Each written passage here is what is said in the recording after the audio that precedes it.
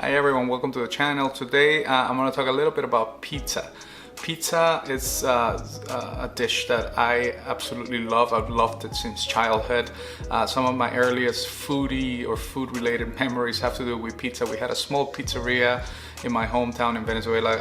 I believe it was called Don Carlos, and it was kind of like a treat for a Friday or Saturday night when the family was gathered with friends. That was the to-go place to grab a pie. When I moved to Windsor in 2011, I honestly was not aware of the pizza culture in this town. Pizza is a point of pride. There are so many amazing pizza joints or pizza places serving incredible pies, which is really humbling for a chef when you find out that there are so many masters of the craft in one place. Just to name a few, you have Caboto Club making an amazing wood fire oven style pizza. You have an internationally known chef or pizzaiolo, Dean Lister with Armando's. You have Serducci's, you have Antonino's, you have Arcata.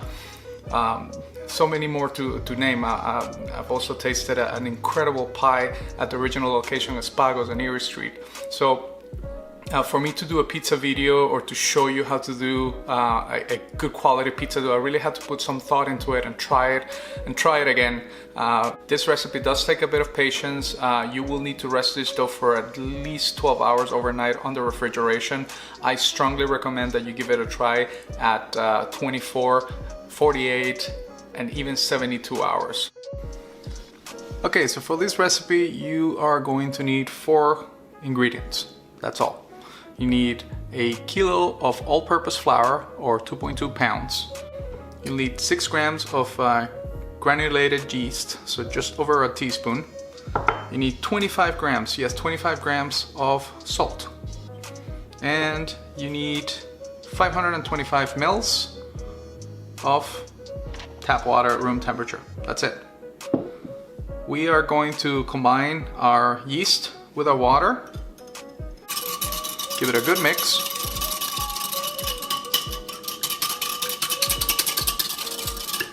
Our salt with our flour. We're aiming to knead this dough for about 10 minutes. Okay? So we're gonna let the yeast activate. We're gonna let it sit for about 5 minutes at room temperature. Should let it activate, and then we'll start. Okay, so I'm gonna start my KitchenAid on number 2.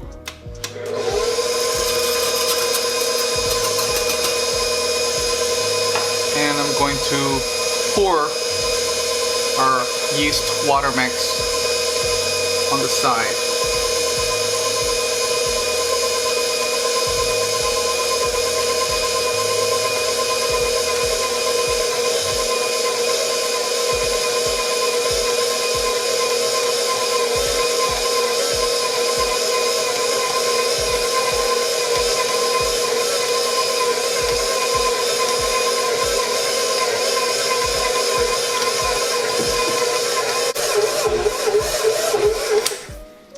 Once you see that your dough starts gathering around the hook and not sticking on the sides of the bowl, then we're gonna set up a timer and count for 10 minutes. So we're gonna start a timer, 10 minutes on number 2. We'll continue kneading that way.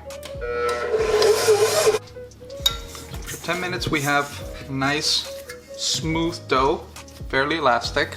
Okay, it's not really sticking to my hands too much. A very lightly flour a work surface.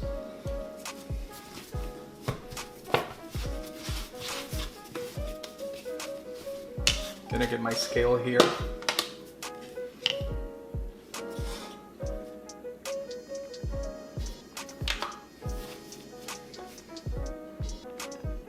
So yeah, we're gonna divide this into 400 gram bowls.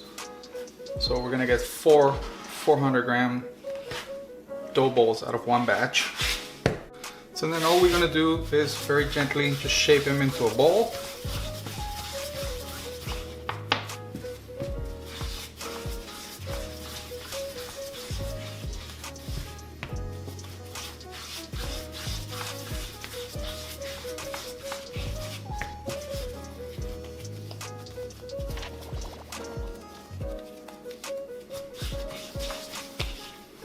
And I'm gonna proof them separately. I'm gonna have a bowl for 12 hours, a bowl for 24 hours, a bowl for 72, which is the one that I'm gonna show you as a final product.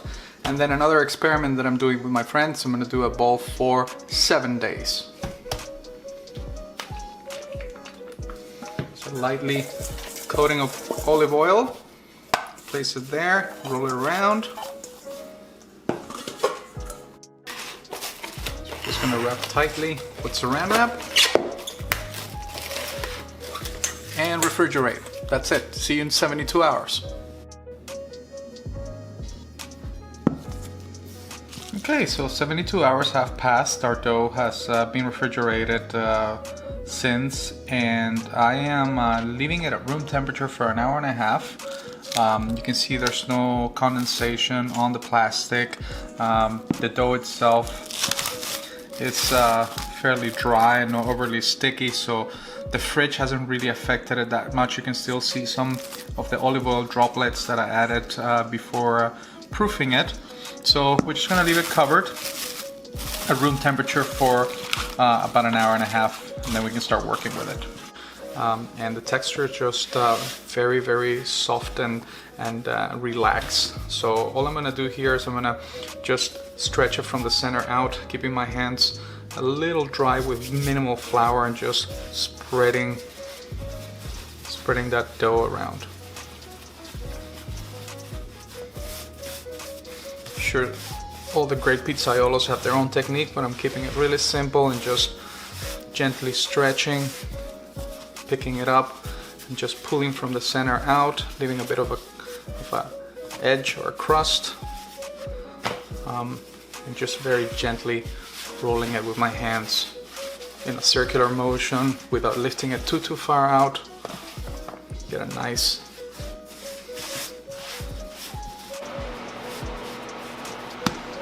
We're going to keep it really simple. We're going to add a bit of Parmesan cheese at the base and some olive oil as well, so get a good quality extra virgin olive oil, some freshly grated Parmesan,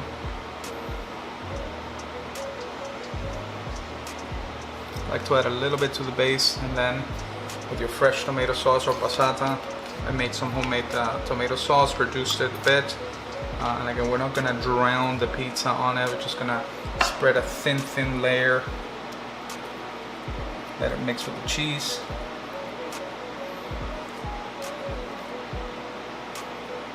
Just with the back of your spoon, again, very little. Just like that, okay. I have a bit more parm, then some freshly grated mozza. If you have fresh mozzarella balls as well, you can just do slices and spread them around the pizza dough. And because we're in Windsor, I have some shredded pepperoni here, which to me is really it's a really good technique in spreading equal amounts on your pie as opposed to having slices. It's a great thing that the city does. The many chefs, the many pizzaiolos in the city like to shred their pepperoni. Okay, and that's it. Have a shallow borderless pan that you can pick up your pizza with, that also helps. But if you have a metal or a wooden peel, that's key to transporting your pizza to the oven. Again, very lightly floured. We don't want a lot of flour in it. Just enough to have that pie glide, especially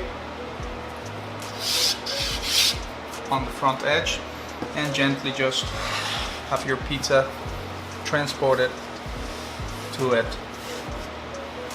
just like that. All I have here to try and mimic a stone surface on a wooden pizza oven is 4 ceramic tiles that I purchased specifically for this. So these are specifically for making pizza at home. So I have them set at the bottom shelf. They are pretty hot, so as the oven was preheating, I slid them in to let them warm up.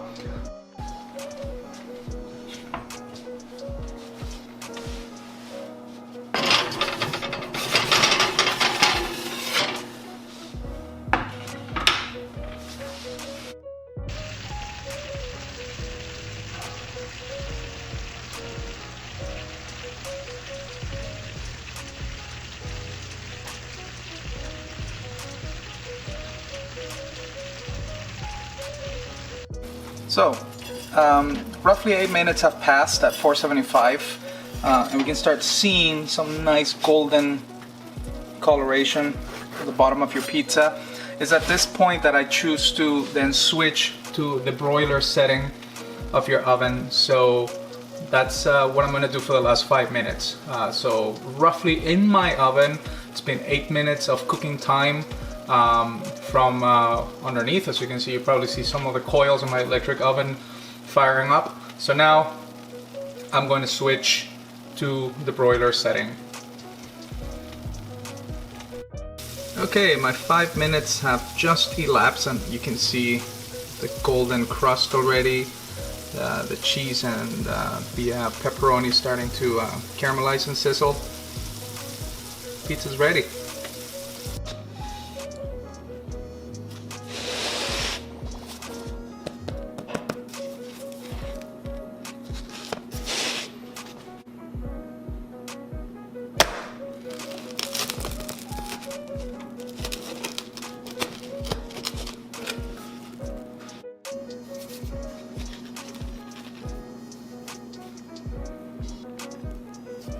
Not limping at all, nice and golden underneath.